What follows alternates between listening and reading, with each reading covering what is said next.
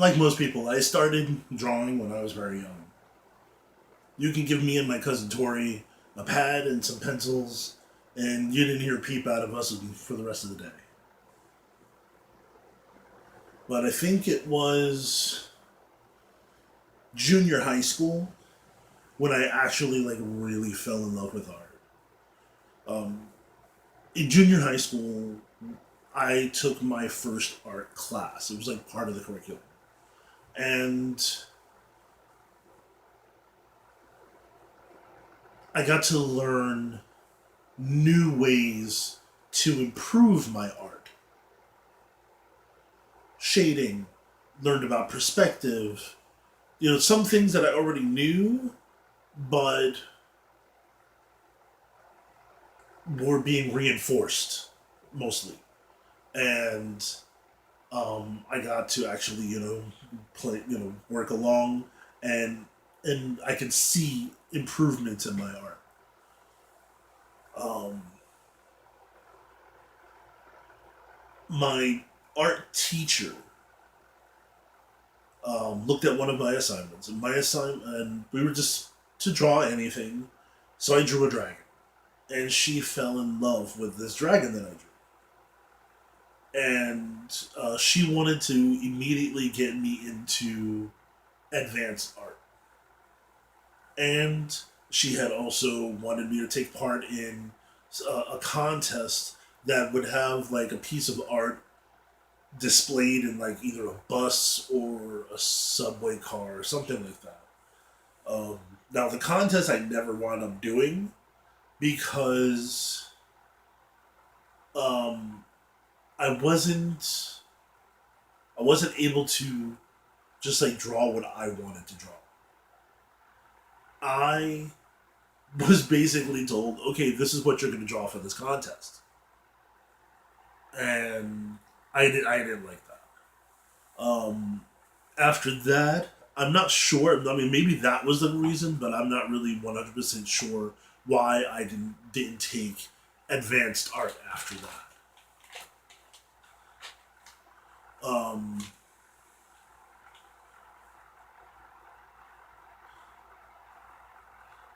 yeah, I just don't remember why I didn't take the class after that. Um,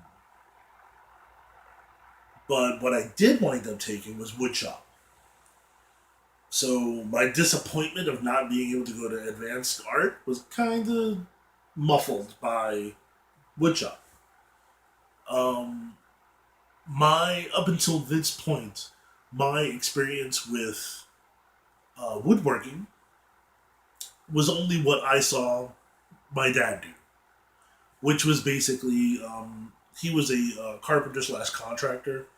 He did renovations and things like that, fixed things from here and there. But I was never allowed to do anything because I was just a kid. I wasn't allowed to touch any of the tools or anything like that.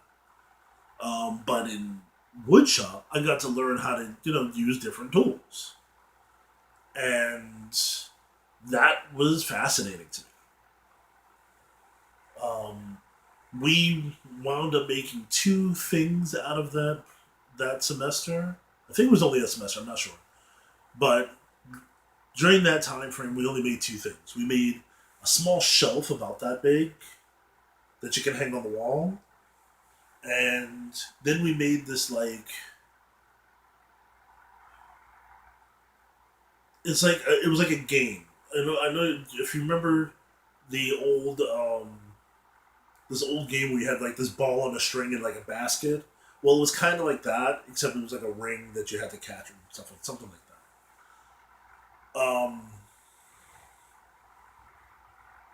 that. And make just making those two things just wanted me to make. It just seemed I wanted to make more. I had so many ideas, but um, our teacher or said something about an accident that had happened, so that we weren't able to do it after school, something like that. I don't remember exactly. But while I was in junior high school, I dabbled in other forms of art.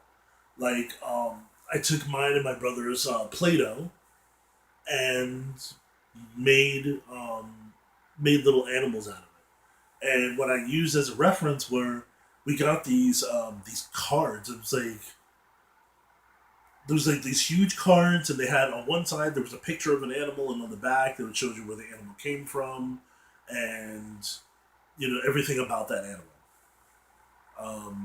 Do those things still exist? I don't know. Anyway, um, so I would use the picture, and I would sculpt the animal out of clay, out of the Play-Doh, and this was well, I can't remember. I'm so old. Well, I know. Okay, so I would let them dry. I never painted them. Um, I know that for sure. But I do remember trying to at least use different colors of Play-Doh in the right places, so I didn't have to paint them. One of the other things that I like doing was diorama building. Um, there was something from like grade school that you just pick up later again when you're in junior high school, or well, for me, high school as well, because I had action figures. Me and my brother had GI Joe, and we had some Star Wars figures, and um, He Man and all that. And what we would do, or what I would do, was I would set them up and make it look like the two sides were either about to be in battle or they were already in battle in some way. And I would leave it like that. That was it. That was as much fun I had playing with them. And I would just wait until my brother or sister would knock it over, and then I would just start all over again. Now let me just, while we're on this subject, okay. Whenever you buy, this is a tip for parents. Whenever you buy any type of action figure for your child, if there's a set, then there's usually one figure that is generic. Okay, for example, for Star Wars, you have the generic Rebel Soldier and you have the Stormtrooper or the Clone Trooper. You can't just buy one of these. Now, if you're just collecting them to save up or save them up, okay, fine, whatever. But if your child wants to play with these things, make sure they have enough of these, because these commanders and generals need something to command. Okay, so back off the tangent, back to what we were talking about. Another thing that I got really interested in junior high school was Bob Ross. Now, since most of the people that I knew, most of the kids I knew, lived further away, I never like got in this time frame. I didn't get out to go see them or whatever. It wasn't like grade school where everybody was like right there. Um,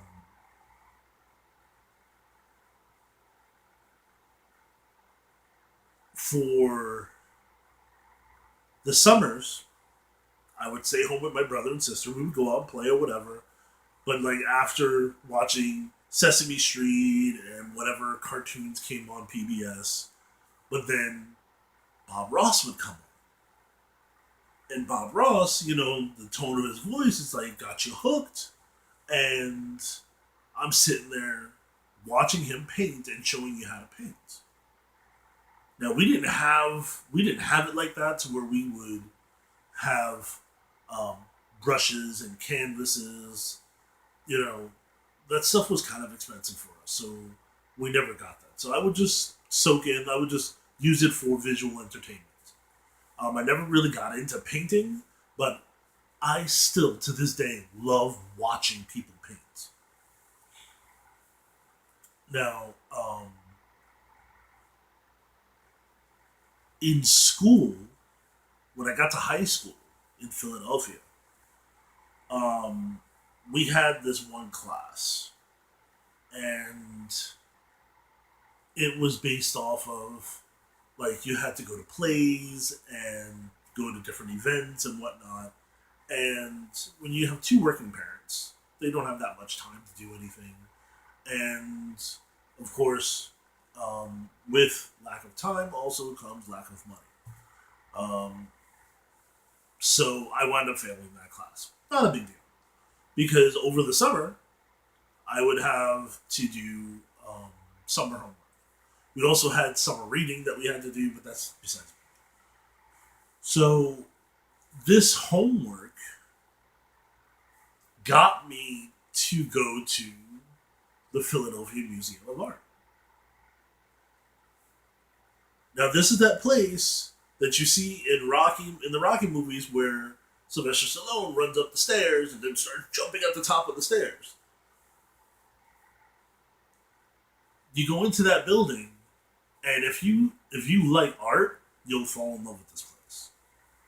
And that became my favorite place to go in Philadelphia. And this is like right after, like a very close second was a comic book store. Because also in Philadelphia, I was exposed to my first comic book store as well. And I think it was Cosmic Comics. I think was the name of the place. And um, one of my best friends from high school took me there while we were doing like in between us doing different assignments um, for this homework that we had to do. So that also helped influence me as far as oh my god, people are doing so much with art. Where you hear a lot of people say, "Oh," or at that time, I don't think anybody says it now. If they say it now, they're freaking idiots. But back in that time frame, people would say, you know, art. If you weren't any type of artist, you're gonna starve. It's not a real job. Um, you're not gonna make any money. Blah blah blah. But that didn't stop me from wanting to find any reason that I could to create something and use the different things that I've learned over